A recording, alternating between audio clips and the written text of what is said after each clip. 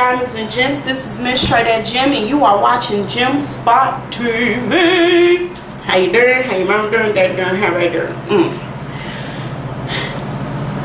Real quick, didn't feel like putting on no makeup, nothing like that, because I'm chilling in the house today. It's a good day, not too bad in Chicago as far as weather, whatever.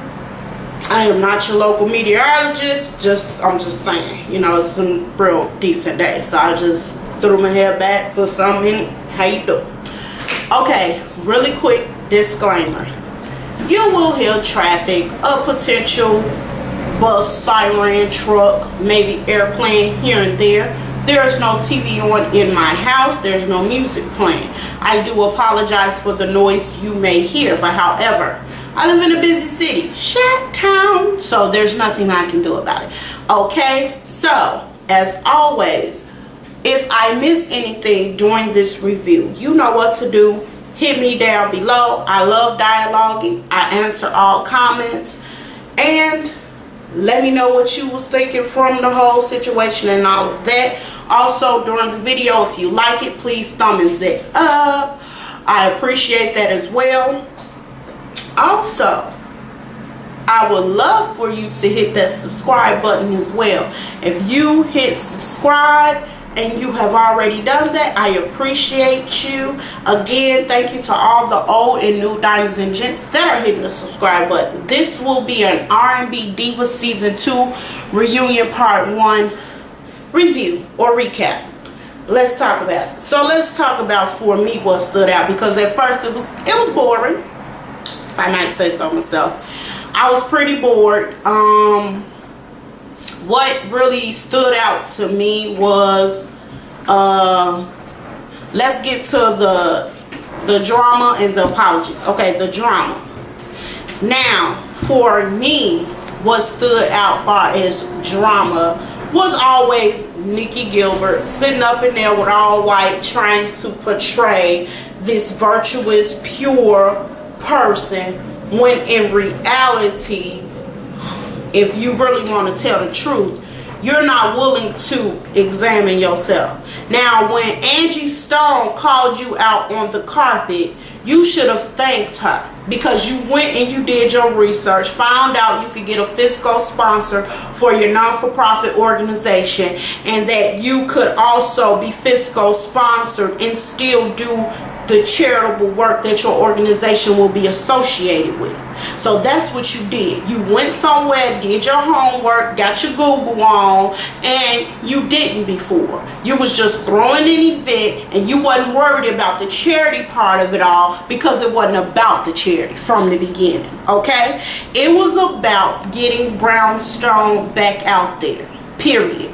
Now, for it to be your daughter's event, she was nowhere in the vicinity getting it together, okay?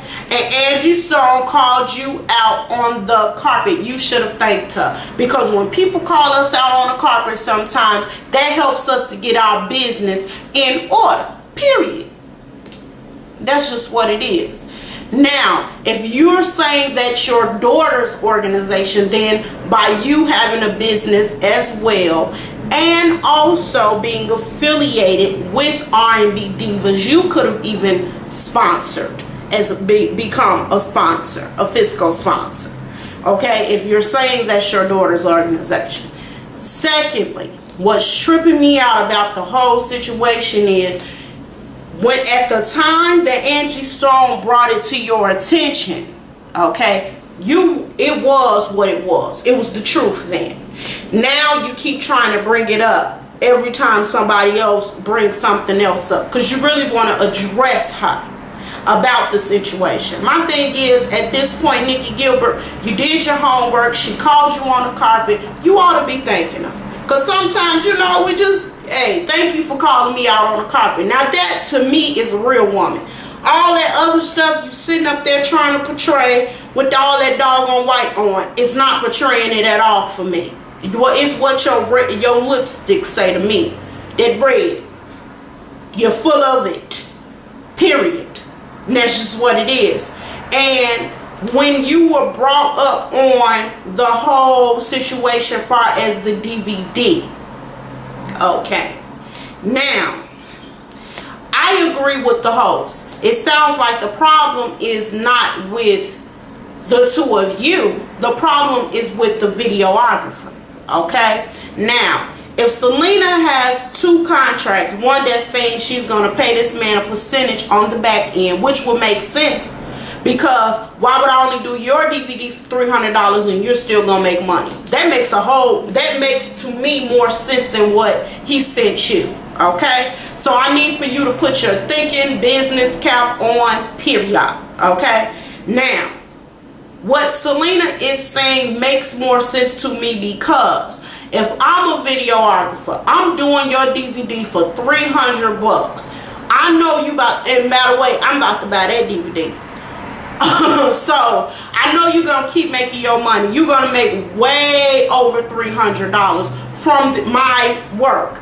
Why wouldn't I do another contract with you to say, okay, well, since all you got up front is $300, okay, then let's talk about me getting my money on the back end of it all. I need a percentage off each, a royalty percentage off each DVD until I count what I originally would charge. I believe that. That make more sense to me. That sounds like business. Now, on your part, Nikki Gilbert, you're saying that it was never that kind of deal. First of all, you don't know that, okay?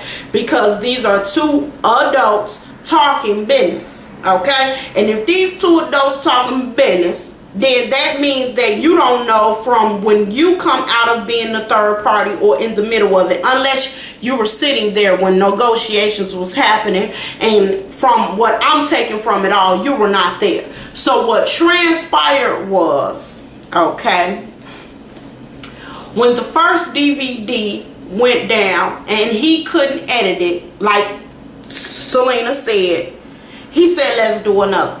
When they asked you to be a part of it all, they were waiting on you to sign release and all of this and that. Now, when he sent you, because maybe it was taking so long because you were pissed off by your own omission at Selena, you decided to take your time before you signed. So in his mind, he probably thought, okay, Selena on that bull, she about to do something different with this DVD. So he contacted you and said, okay, what type of mess you got me into? Because I have a contract with her and it looks like it's not going down. Now, again, if he decided to do a second video and he said, I'm going to do it for free, because I know whatever at the back end of it, I'm going to get all my royalties off of my original price.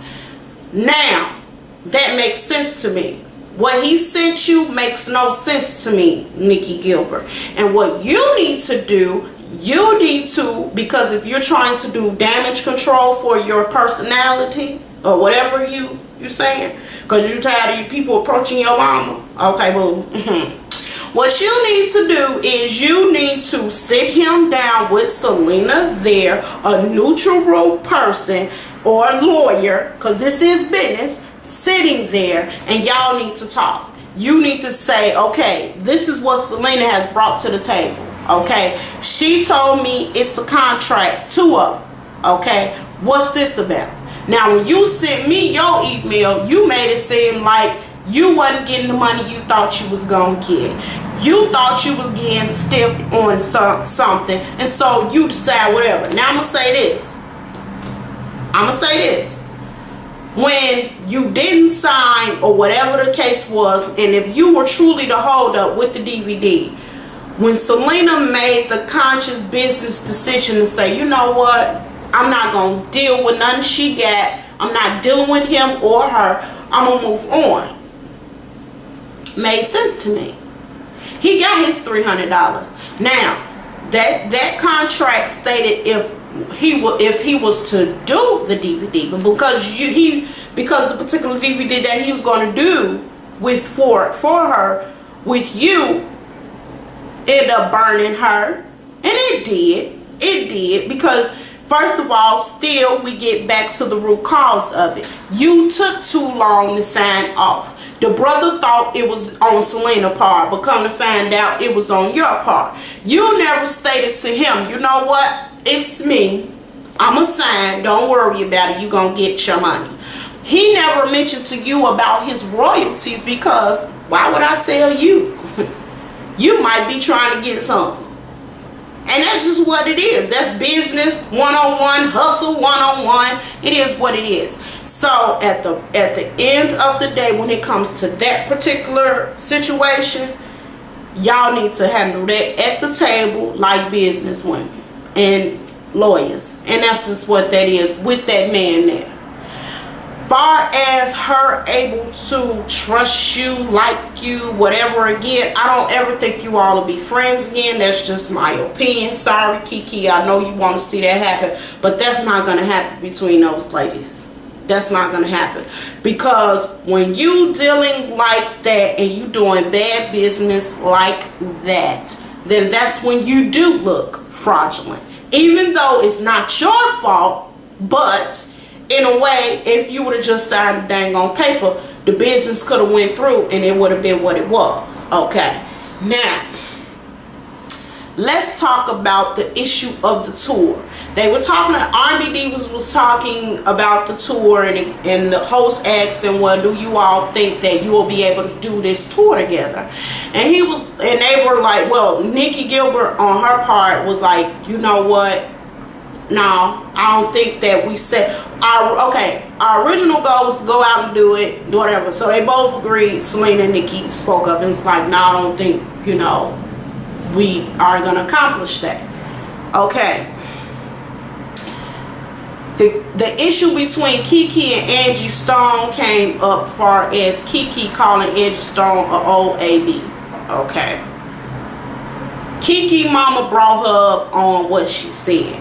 Now, I'm going to say this. The way these years are passing, in 20-something more years, creep up on your butt like that, and you will be 50-something before you know it, okay? And you will only hope to accomplish some of the things that Angie Stone in her career have accomplished. So my thing is, when it comes to the younger generation, my issue is pay homage. I grew up in a time where my parents taught me to pay homage. My mom taught me to pay homage. Why? Because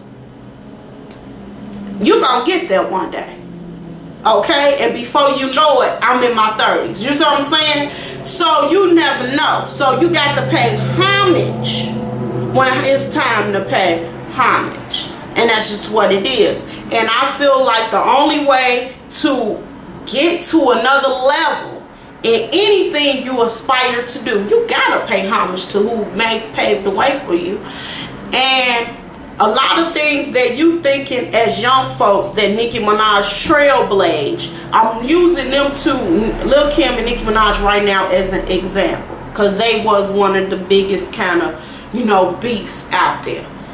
But the beef, it wasn't really a beef. It was the fact that Nicki Minaj, with her mouth on a microphone talking to a radio station or a show, was subliminally acting like she was giving homage to Lil Kim, but in her rap lyrics, if you know hip-hop, she wasn't paying homage. She was talking about how she crushed all of them. So my thing is, what transpired, now Nikki is understanding. I'm 30, she's 30, I'm 30. I'll be 31 this year. Lil Kim ain't number 36. I'll only be so lucky. You didn't blaze that trail. Lil Kim blazed that trail for you. See what I'm saying? What I'm doing now is people that blaze the trail for me. All I have to do is come wherever I felt the ball was dropped, pick it up and run with it, and still pay homage to those great writers, to those people that came up, Moms Mabley, who came up with a character and kept a career going for years. You understand what I'm saying? So it's time for the younger generation to pay homage, because what ends up happening when you don't last long in your careers, and that's just what it is. And so Kiki, I'm glad that you did apologize to Angie Stone. I'm glad that Angie Stone did let you know, like, coming from you, I wasn't expecting it because we both were coming on favor, but she did accept her apology. All I have to say is, really, they didn't need a part 2 to this. I felt like they were glazing over the true issues. Monifa kind of caught me off guard when the guy was like, yeah, do you all look at Angie Stone as mama, auntie, old lady that's just saying something? And Monifa said, I look at her, I look at it all. Wait a minute, Monifa. Back, not you. Not you. Because you always got something to say. Well, they bring it to you, so you have to have something to say. They brought up the issue with Monifa and the marriage and her daughter or whatever, and what her daughter felt. My take on it all. The daughter loves her mom. She feels a certain kind of way far as her religion. But the thing that reigns supreme for me is love. And that's all that matters. Moving on from that, not gonna dig deep into that. What else? Oh, and then Nikki Gilbert talking about that coaching first class thing. First of all, Miss Nikki Gilbert, before Angie Stone got on there, you were messy the first season. You're messy this season. And she was right. She was coming on there so that it wouldn't be a messy situation. So I agree with what Angie Stone said. Period. And that's just what that is. So far as the second part, I'm gonna watch it, but I don't think I'm gonna recap it. I'm be looking forward to R&B Divas LA and get on in that. Lil Mo's supposed to be on there, y'all, from Lil Mo show here on YouTube. Baby, I'm on it. You know she be singing. I'm on it. And Kelly Price and a few others. Yeah, but I'll be watching it for Lil Mo. So that's what that is. And that's about all. Oh, y'all, Soul Man back on TV. Y'all check y'all local TV land listings. I'll be watching it. Been good so far. And you know, check your own listings for Love Thy Neighbor. You know what I'm talking about? But other than that, that's it. That's all. Diamonds, you are the toughest material on the earth, ladies. And there's not like you gents. You're no longer boys when you watch this channel. It's all my darlings. Appreciate you.